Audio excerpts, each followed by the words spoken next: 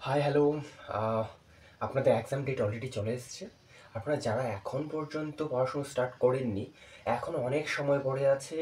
আপনাদেরকে নিজেদেরকে আপগ্রেড করতে হবে বা পড়াশুনো করতে হবে, একদম জোর কদমে লেগে পড়তে হবে যদি ক্র্যাক করতে হয় ডাব্লিউবিএইচআরবি।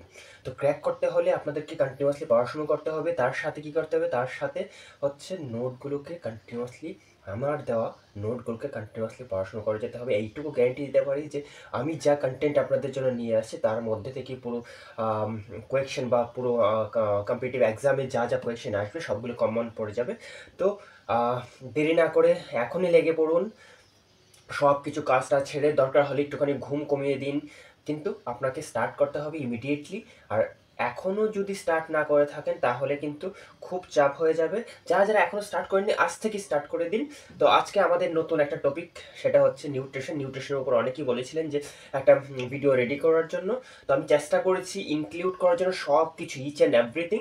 আর এইটুকু গ্যারান্টি দিতে পারি যে নিউট্রিশন এই কোয়েশ্চেনগুলোর মধ্যেই সব কমন পেয়ে যাবেন আপনারা কম্পিটিটিভ এক্সামে। তো যারা যারা বিএসসি রয়েছেন তা আপনাদের কাছে অনলি 1 মাস 3 দিন রয়েছে, আর যারা জিএনএম রয়েছেন 1 মাস 13 দিন সময় রয়েছে। তাহলে এখন থেকেই জোর কদমে লেগে পড়তে হবে যদি ক্র্যাক করতে হয়। আর যদি মনে হয় যে না, আমি পাবলিক সেক্টরেই লাইফ স্প্যান করব, তাহলে তার জন্য কংগ্রেচুলেশন, তার জন্য মাইন্ড সেট আপ লাগে। তো আপনারা যারা যারা এই গভর্নমেন্টের জন্য প্রিপারেশন নিচ্ছেন, প্লিজ ভিডিওগুলো শুধু দেখলে হবে না, সেগুলো নোট করে রাখুন। ছোট্ট একটা নোটবুক তৈরি করুন, ছোট্ট একদম ছোট, 10 টাকা কি 20 টাকার নোটবুক 4-5টা কিনে নিন। তার মধ্যে নোট করুন, যেন কি হয়, যেন আপনারা যাই পড়াশুনো করছেন বা যাই ভিডিও দেখছেন নোট ডাউন করে নিন। সেগুলো যেন বাসে যাতায়াতের সময় বা কোথাও যাচ্ছেন, কোনো কাজে যাচ্ছেন, যেন পার্সে বা ছোট্ট যে ব্যাগগুলো আপনারা ক্যারি করেন, যারা যারা ব্রাদার রয়েছেন, তারা যারা যারা ছোটো পিট ব্যাগ ইউজ করেন, সেই ব্যাগের মধ্যে ইজিলি ক্যারি করতে পারবেন। তাহলেই কি হবে, তাহলে আপনারা কন্টিনিউয়াসলি পড়াশোনা করতে পারবেন। দেখুন, এখন আমরা সবাই আজকালকার দিনে খুবই ব্যস্ত। তো সেই ব্যস্ততার মধ্যে আমাদেরকে পড়াশোনার একটা টাইম বের করে নিতে হবে। আর সেটাই হচ্ছে একটা প্রসেস যে নোটগুলোকে ছোটো ছোটো করে নিন, আর তার সাথে সেই নোটগুলোকে বয়ে নিয়ে চলুন ব্যাগে করে। যেখানেই সময় পাবেন বাস বই খুলে পড়াশুনো করতে শুরু করুন।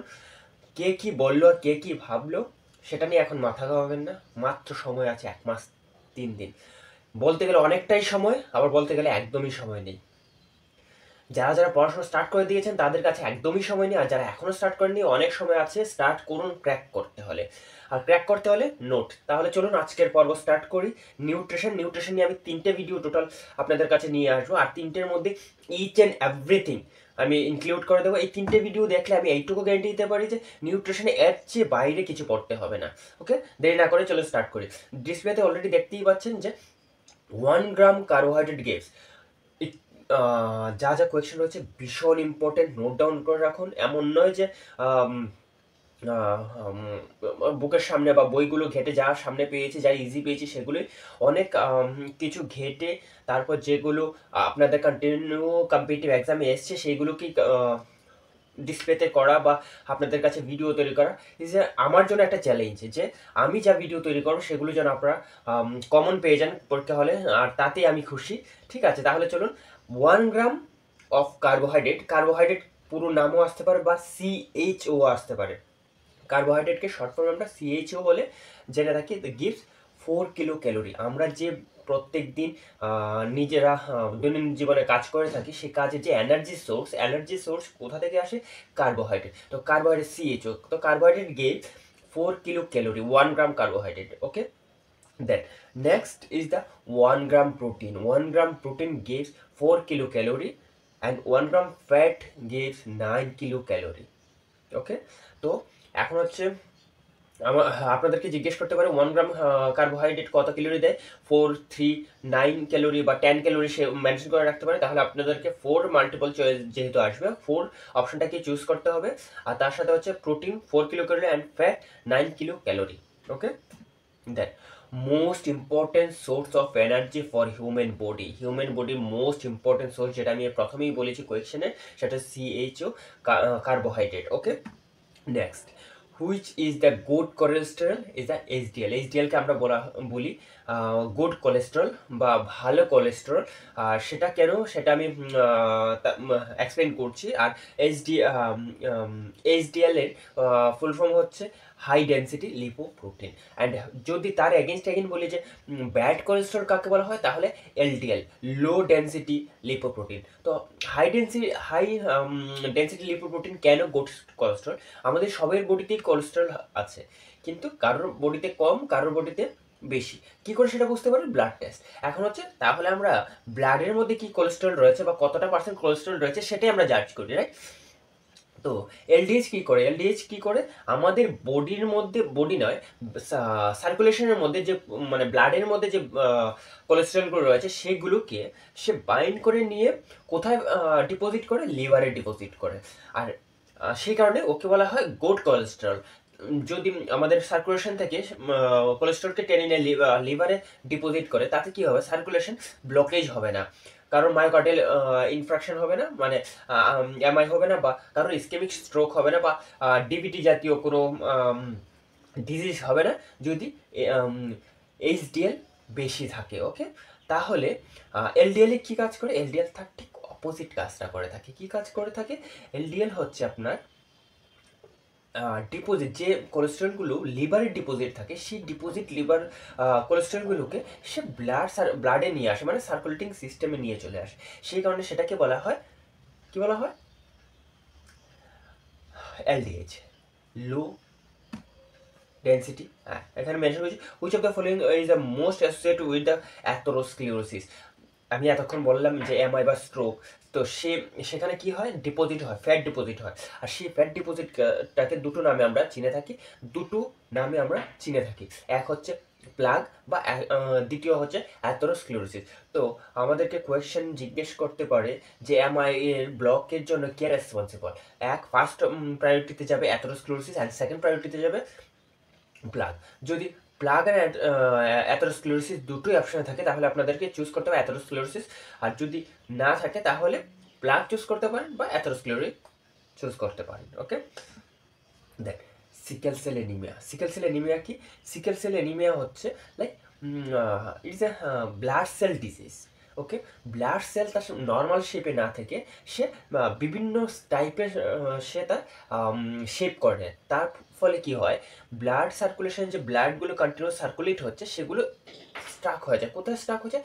যে কোনো একটা আর্টারি বা যে কোনো একটা বেইনে কোথাও না কোথাও একটা স্টাক হয়ে যায়, আর সেখানেই শুরু হয় বিশাল পেইন।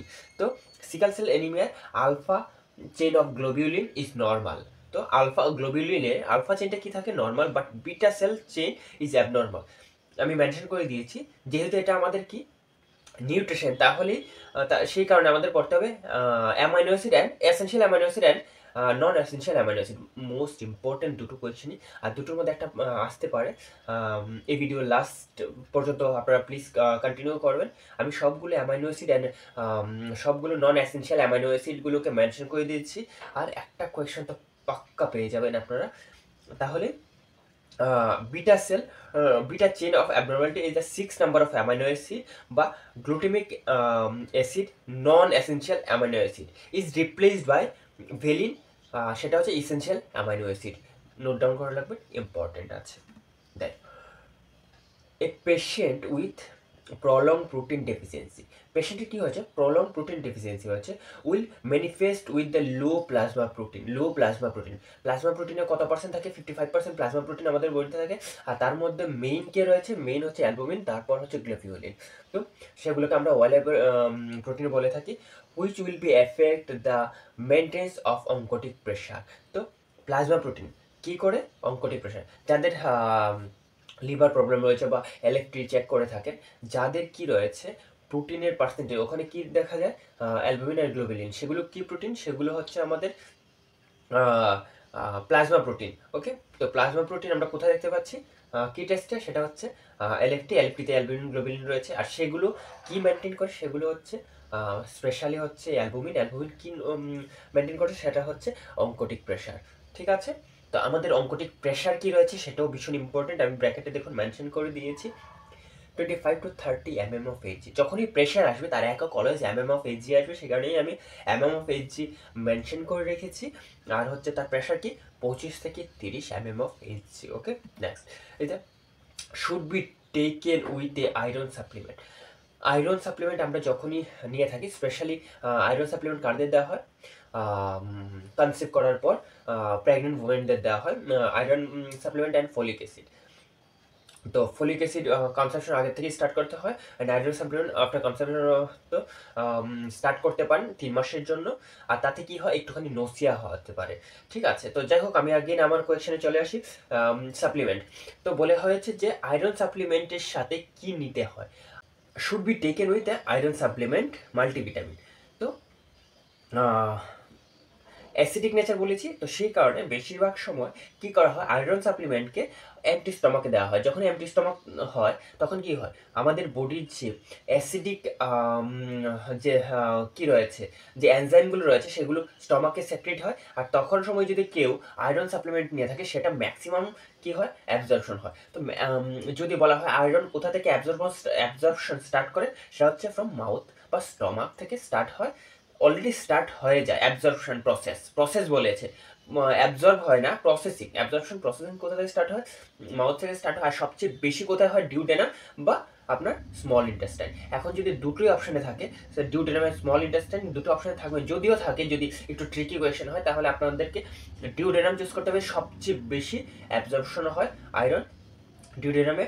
আর যদি দুটো অপশন না থাকে তাহলে আপনাকে চুজ করতে হবে স্মল ইন্টেস্টাইন বা ডিউডেনাম। ওকে, দেন এখন হচ্ছে কার সাথে দিতে হবে সেটা বলেছি। এখন হচ্ছে আয়রন সাপ্লিমেন্ট কিসের সাথে দিতে নেই, সেটা হচ্ছে দুধ বা অ্যান্টাসিড জাতীয় পদার্থের সাথে। কি হয়, যদি অ্যান্টাসিড জাতীয় বা মিল্ক জাতীয় প্রোডাক্টের সাথে দেওয়া হয় তাহলে কি হবে, ডিলে অ্যাবজর্পশন হবে। Okay, then maximum iron absorption done in empty stomach, already আমি আপনাদেরকে বলেছি। সো প্লিজ স্টাডি করুন বেশি করে, যদি ক্র্যাক করতে হয় এখনও অনেক সময় আছে। আমি কিছুদিনের মধ্যে রোজ একটা করে ভিডিও নিয়ে আসবো, আর চেষ্টা করবো আগামী 20-25 দিনের মধ্যে পুরো সিলেবাস কমপ্লিট করে দেওয়ার। আমি আমার তরফ থেকে 100-200% চেষ্টা করছি। শুধু আমি চেষ্টা করলে হবে না, আপনাদেরকেও চেষ্টা করতে হবে। কিসের জন্য, WBHRBর জন্য। আর WBHRB আমি পড়াচ্ছি ঠিক আছে, কিন্তু এক্সাম কে দেবে, এক্সাম কিন্তু আপনি দেবেন। তো আপনাকেই পড়তে হবে, আর আপনাকে সেই প্রিপারেশন নিয়েই পরীক্ষা হলে যেতে হবে, কারণ ইউজ পরিমাণের ফর্ম ফিল আপ হয়েছে, সবাই সেই প্রিপারেশন নিয়ে আসছে। সুতরাং আপনাকেও প্রিপারেশন নিয়ে যেতে হবে। অ্যাগেন পড়ুন, অ্যাগেন রিভিশন দিন, যেন ইজি কোয়েশ্চেনগুলো ভুল না হয়।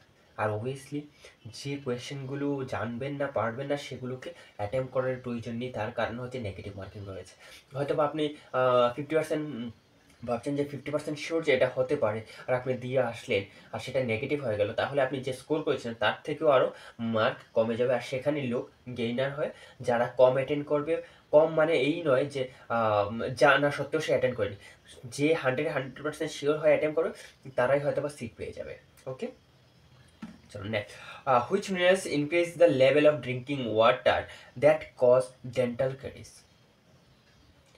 তো দাঁতের ক্ষয়ের জন্য কোন মিনারেলস আর রেসপন্সিবল, যেটা ড্রিঙ্কিং ওয়াটারের সাথে মিক্স করা হয় কেন, জীবাণুমুক্ত করতে, সেটা হচ্ছে ফ্লোরাইড। ওকে, নোট ডাউন করা ভীষণ important. Then which substance are use in the water purification of ক্লোরিনের হুইচ সাবস্টেন্স, তো which substance are use for কিসের জন্য, দ্য ওয়াটারকে পিউরিফিকেশনের জন্য কি ইউজ করা হয়, ফ্লোরিন। আর ফ্লোরাইড কি করে, ডেন্টাল ক্যারিজ করে, দাঁতের ক্ষয় করে। Okay, then maximum absorption of iron take place in the small intestine বা duodenum. Okay, then in stomach iron prepared is the for absorption. Prepared মানে স্টমাকের কোথায়, স্টমাক হচ্ছে আয়রনের প্রিপারেশন প্রসেসকে স্টার্ট করে দিচ্ছে। ওকে, স্টমাক, ঠিক আছে। আর অ্যাবজর্পশন কোথায় হচ্ছে, স্মল ইন্টেস্টাইন। আর স্মল ইন্টেস্টাইনের কোথায়, duodenum. Okay, then determines the maximum iron absorption occur as a fat in form.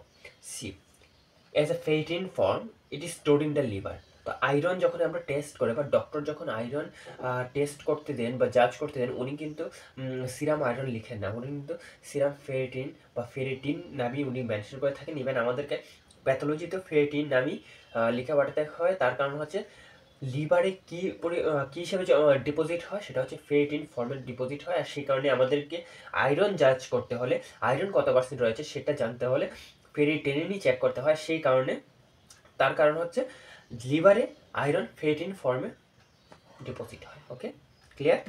Then which vitamin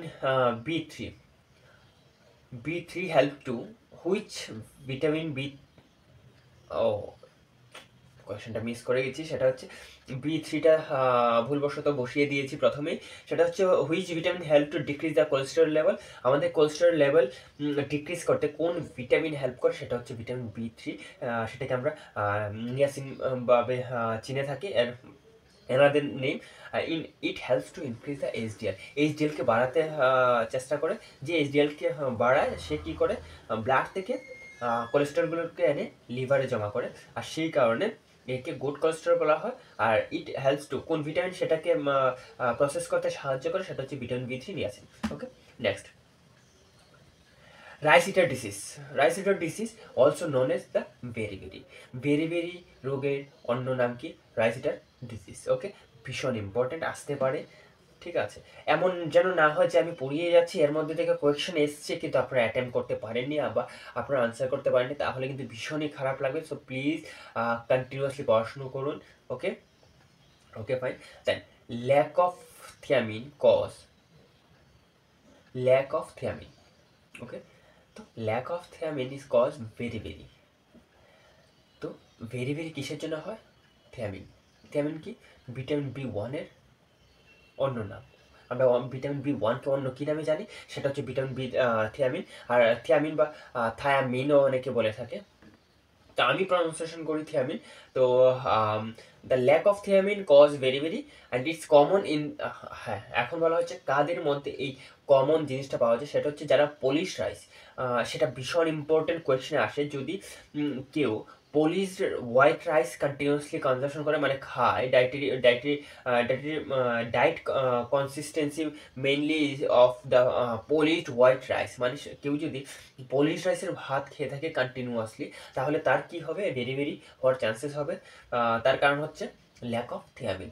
যখনই পলিশ করা হয় রাইসকে, তখন কি নষ্ট হয়ে যায়? তার মধ্যে থেকে ভিটামিন B1 নষ্ট হয়ে যায়। ওকে, ভীষণ ইম্পর্টেন্ট, এটা কিন্তু মাথায় রাখবেন যে কোন vitamin B1 thiamine. Okay, then which vitamin is essential for normal production of in male? Which vitamin is essential for normal reproduction in male? That is the vitamin E.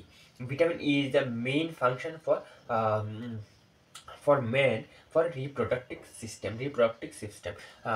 Vitamin E এর রাসায়নিক নাম কি, বা another name is the tocopherol বা আলফিন টোকোফেরলও বলা যায়, বা anti sterility vitamin. আমরা অ্যান্টি স্টেরিলিটি ভিটামিন ভীষণভাবে জিজ্ঞেস করে যে অ্যান্টি স্টেরিলিটি ভিটামিন হিসাবে কাকে চিনে থাকি, সেটা হচ্ছে ভিটামিন ই। আর সেটাকে আরও বলা হয় অ্যান্টি এজিং ফ্যাক্টরস। তো তিনটে জিনিস ভীষণ ইম্পর্টেন্ট। এক হচ্ছে রিপ্রোডাকশনের জন্য কোন ভিটামিন হেল্প করে, সেটা হচ্ছে ভিটামিন ই এর তিনটে রাসায়নিক নাম ভালো করে মনে রাখবেন। এক হচ্ছে টোকোফেরল, এক হচ্ছে অ্যান্টি স্টেরিলিটি ভিটামিন, আর এক হচ্ছে anti aging factor. Vitamin A the powerful অ্যান্টিঅক্সিডেন্টকে ভিটামিন এ কিসের জন্য ইউজ হয়, সেটা হচ্ছে ভিশনের জন্য। আমাদের ভীষণই ভালো ভিটামিন এ, আর তার রাসায়নিক নাম কি? রেটিনল। ওকে, বা another name of vitamin A is the retinol. Vitamin D is a Sunshine vitamin. Sunshine কেন বলা হয়েছে? কারণ ভিটামিন ডি আমরা সানলাইট থেকে পেয়ে থাকি।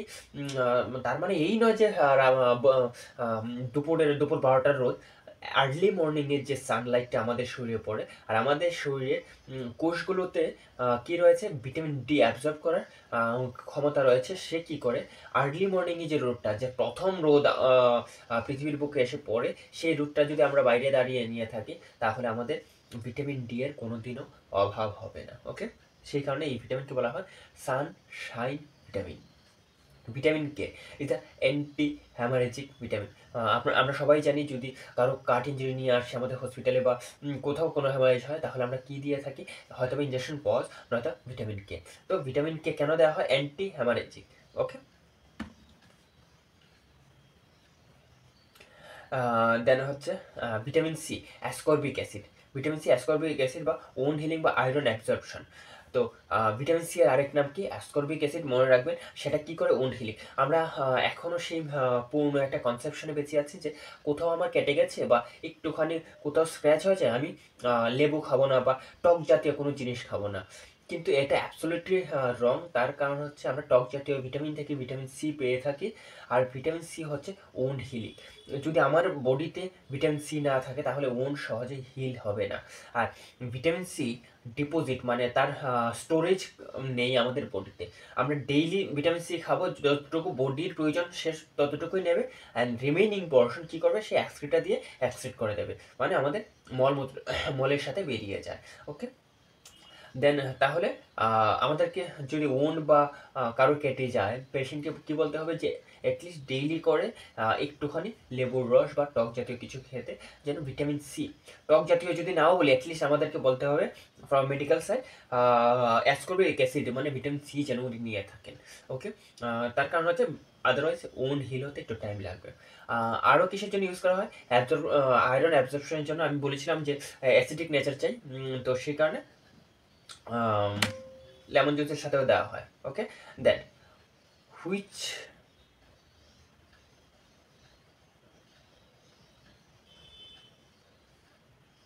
জাস্ট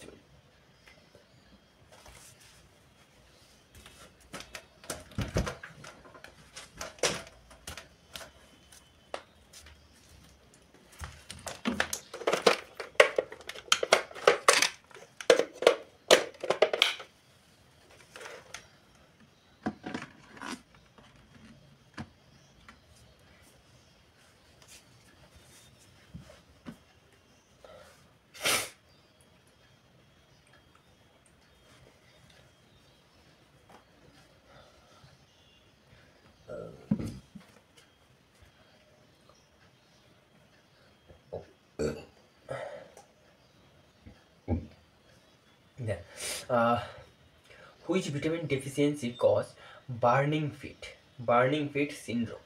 তো বার্নিং ফিট সিনড্রোম কি?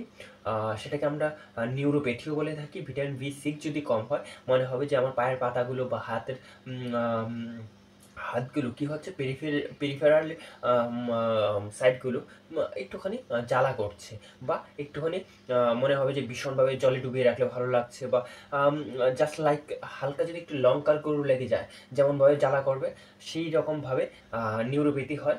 তো বার্নিং ফিট বা পেরিফেরাল নিউরোপ্যাথি কিসের জন্য হয়? কোন ভিটামিন ডেফিসিয়েন্সির জন্য হয়? সেটা হচ্ছে ভিটামিন বি6। Okay. Then next, burning feet are not often sign of nerve damage. আর সেটা হচ্ছে burning feet are not often a sign of nerve damage. Peripheral নিউরোপ্যাথির জন্য একমাত্র বার্নিং ফিট হয়ে থাকে। ওকে। আর সেটা কিসে রিকভারি হয়? সেটা হচ্ছে ভিটামিন বি6 সাপ্লিমেন্ট নিতে হবে, নয়তো আপনাকে ভিটামিন বি6 বেশি পরিমাণে ইনটেক করতে হবে। Okay, fine. Then next, diarrhoea, dermatitis, dementia and death. চারটে D. That is a 4D. 4D is known as 4D disease is known as the pellagra. Pellagra also known as the 4D. মাথায় রাখবেন please, পুরো concentration দিয়ে এই কথাগুলো শুনুন। তার কারণ হচ্ছে পেলেগ্রা আসতে পারে one of the most important question, and this disease caused by the low level of niacin. আর সেটা হচ্ছে ভিটামিন বি3 এর অভাবে হয়। ভিটামিন বি থ্রি এর অ্যানাদার নেম কি? নিয়াসিন। তো পেলেগ্রা কিসের জন্য হয়? পেলেগ্রা হচ্ছে নিয়াসিনের অভাবে হয়। আর পেলেগ্রাতে 4D কী কী? ডায়রিয়া, ডার্মাটাইটিস, ডিমেনশিয়া অ্যান্ড হচ্ছে ডেথ। ওকে, ভীষণ ইম্পর্টেন্ট, প্লিজ নোট ডাউন করে রাখবেন। অ্যান্ড হচ্ছে এখন একদিন যেটা হয়েছে সেটা হচ্ছে অনেকেই রয়েছে যারা কর্ন খেতে ভালোবাসেন, কর্ন বা ভুট্টা ভুট্টা জাতীয় মানে ডাইটারি ফুড হিসেবে ভুট্টাই নিয়ে থাকেন কন্টিনিউয়াসলি। আমাদের দেশে এখন অনেক জায়গা আছে যেখানে প্রধান খাদ্য হচ্ছে ভুট্টা। আর যারা ভুট্টা খেয়ে থাকেন তাদের ক্ষেত্রে একটা কনসেপ্ট বা একটা ডিজিজ বা একটা রিস্ক রয়েছে, সেটা হচ্ছে পেলেগ্রা। তার কারণ হচ্ছে ভুট্টার মধ্যে কি কি রয়েছে? ভুট্টার মধ্যে খুব রিচ ভিটামিনস রয়েছে, vitamin A, B, C, and folic acid except vitamin B3. Vitamin B, all the vitamin B B রয়েছে, বি কমপ্লেক্স পুরো রয়েছে এক্সেপ্ট ভিটামিন B3। তো যারা যারা কর্ন খেয়ে থাকেন বা মাইস খেয়ে থাকেন, MAIZE, কর্নকে আমরা MAIZE নামেও চিনে থাকি, ঠিক আছে। দেন হচ্ছে ভুট্টা, ভুট্টা যারাই খেয়ে থাকেন তাহলে আমাদেরকে জিজ্ঞেস করতে পারেন যে যারা কন্টিনিউয়াসলি ডায়েটারি ফুড হিসেবে ভুট্টা খেয়ে থাকে তাদের কী রোগ হতে পারে, তাদের পেলাগ্রা হতে পারে ভিটামিন B3 নিয়াসিনের অভাবে। ওকে ফাইন, নেক্সট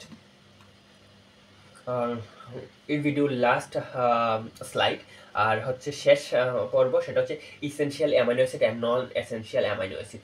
তো আমার স্ক্রিনে আমি সবগুলো essential amino acid and non essential amino acid put করে রেখেছি, আপনারা দেখতে পারেন, নোট করে রাখুন।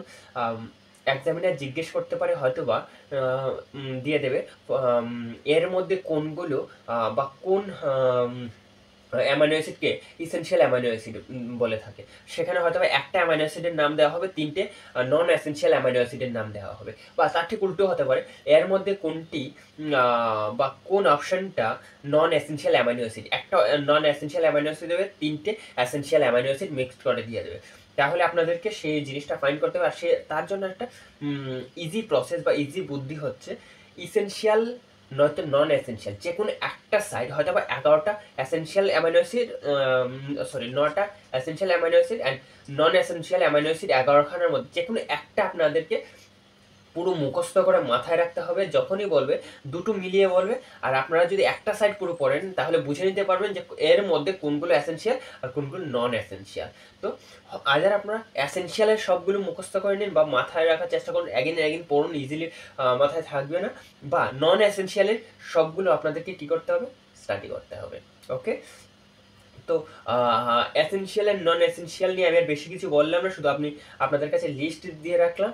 ঠিক আছে, তাহলে চলুন, ভালো থাকবেন, সুস্থ থাকবেন। আজকে আমাদের পর্ব এখানেই শেষ করছি। ওকে, চলুন, থ্যাংক ইউ। আর হচ্ছে হ্যাঁ, ভিডিও যদি ভালো লেগে থাকে প্লিজ একখানে শেয়ার, একটা সাবস্ক্রাইব করে দেবেন।